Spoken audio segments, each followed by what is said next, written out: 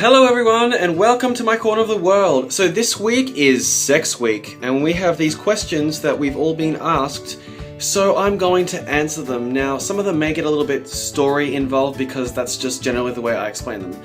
So the first question, how did I lose my virginity? This story is really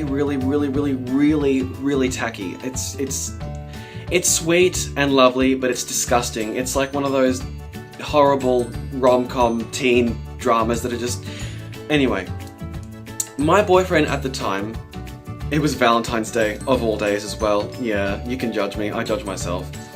My boyfriend at the time decided that he would make a really beautiful thing for me, and I came over to his house at about 6 o'clock. We only lived a town over, so I was 5 minutes away. He spent the whole day working on it while I was at work, back when I had a job. And I walked in and the floors are covered with chocolate hearts, which is beautiful, but I'm not one for overly affectionate, overly affectionate, you know, displays like that. Like, it just made me think of like a really horribly like thought out porno. Like, actually, you know what, he was such a toad, I wouldn't even be surprised if he actually got it from a porno. Anyway, at the time, I was really into Whitney Houston, and I always had her best of hits in the album. And a particular song from that album, which I'm pretty sure you all can guess, so I'm not going to tell you, but comment below if you know it, started playing, and I got a little bit teary, not because of the sweet gesture, but just because that song makes me really emotional, because it's such a strong, powerful, professing of your love. We'd only been together about a month, and I didn't think that it was really appropriate. I really didn't think it was. Anyway, so he cooked me chicken Kiev on a bed of rice, which happened to be my favorite dish. See, the thing about great boyfriends is when they listen, it's great. The only thing is, we'll continue. The story, it gets better. Anyway, so we finished that. We had Riccadonna, my favorite wine. He remembered everything. It was insane.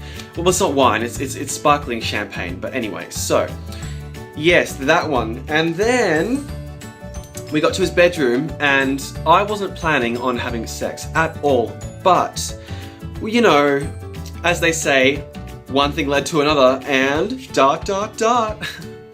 Honey, how? No, okay, no, I'm not gonna go there.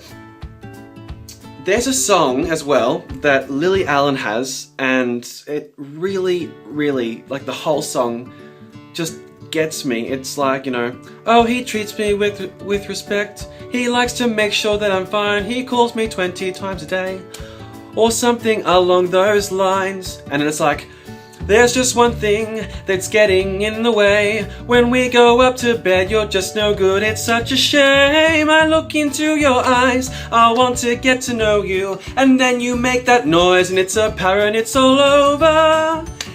Yeah, well,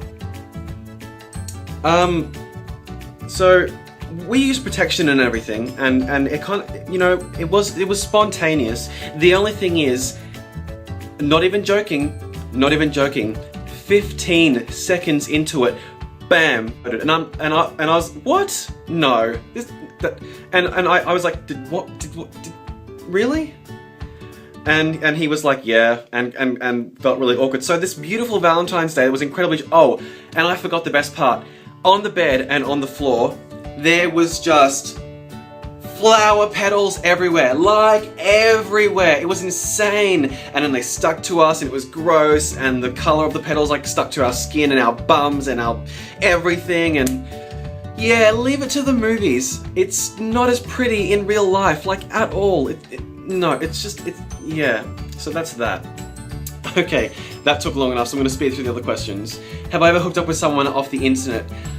You can't judge me because I tell you. If somebody else told me, then you could judge me. But you can't judge me because there are lots of you who have, and there are lots of you who haven't, okay? So yes, I have. And that's it. I'm not going any more detail into that one because, yeah. Would I forgive someone for cheating on me? No. I'm not one to believe in second chances. It would have to be under certain circumstances. that could ever be forgiven. I mean, I've never been cheated on. The closest I ever came to it was this guy I was seeing.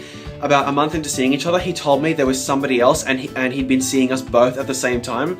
So I didn't really feel cheated on. I felt really bad for the other guy because, you know, I mean, we weren't exclusive, so you know, I couldn't blame him.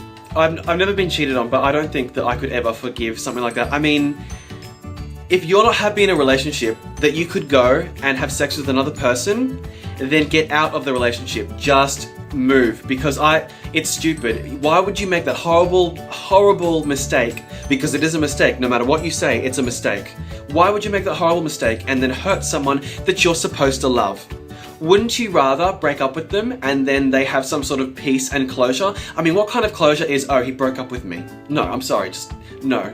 Cheating is wrong, end of story. No grey matter, no reading between the lines. Just long black lines, long and black. Long and black lines, very thick. Oh my god. Okay, the point is, there's no grey matter. There's no grey matter whatsoever. What turns me on? Thighs. Oh, I love thighs. I don't know what it is, but just the thighs on a male, whether you're ripped, whether you're skinny, even if you're chubby, there is something about thighs that just really just sends me into like another world. I like to call it Cloud 11 because let me tell you, you think Cloud 9's up high, wait till you get to 11. What turns me off? Oh, I don't know. There are a lot of things that turn me off. A lot of disgusting things that turn me off. Number one, when people like lick your ear and like breathe into your ear. That seems really nice and some people like it and get off on it. But when all I can hear in my ear is and like in my ear, I'm not thinking this is so sexual. I'm thinking a gigantic slug with a huge tongue is trying to make love to me. So yeah, that just turns me off completely. Just cannot get past that. Another thing that turns me off, which a lot of people say I'm lying about, is huge penises. That is a huge turn off. Sometimes you look at it and think, oh yeah, I could take that.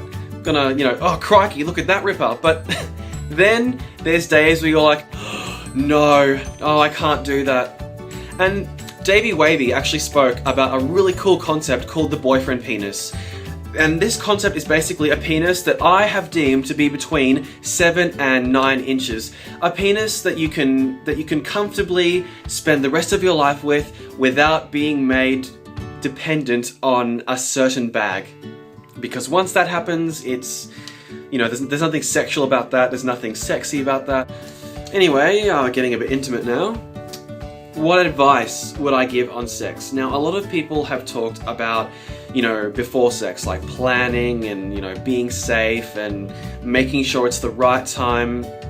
I have 3 things for you. Number 1, as a bottom, relax. If anything, relax. If you're tense, it's not gonna happen. It's gonna hurt him, it's gonna hurt you, and it's gonna get awkward. So the best thing to do is just relax. Just even if you have to lie there for the first time and starfish that shit, then just starfish that shit so you can get used to it. For tops, do not think too much. If you think too much, whether it is your masculinity, whether it is the fact that you're, well, in the words of Timmy, whether it is your banana going into his bagel hole, I think were the words, just don't think too much, because if you do, you know, it goes down and then shit gets awkward with that, and you don't even want to go there. So yeah, just you know, go with it, get into it, lose yourself in it, but don't think too much. Like, your only thoughts should be your next move and how else you're going to pleasure your partner, and that's about it. The third and final thing is make sure that you pay attention to your partner. Make sure you listen to every single sound, because paying attention is such a huge thing in relationships, in sex, in friendships, and everything. But in sex, the slightest sound can tell you whether they're enjoying it, whether they're not enjoying it, or, you know, any sound. Pain, pleasure, ecstasy, it doesn't matter what. If you listen, you'll find it's a lot easier to pleasure them. And it's a lot of trial and error, guess and erase kind of thing. So you know, don't worry about that too much. And that's another thing about sex. Don't worry at all. Like, I mean, what's the point in really worrying yourself about all these porno things like doggy style, or on his side, or his ankles around your shoulders, which is an amazing one, might I add.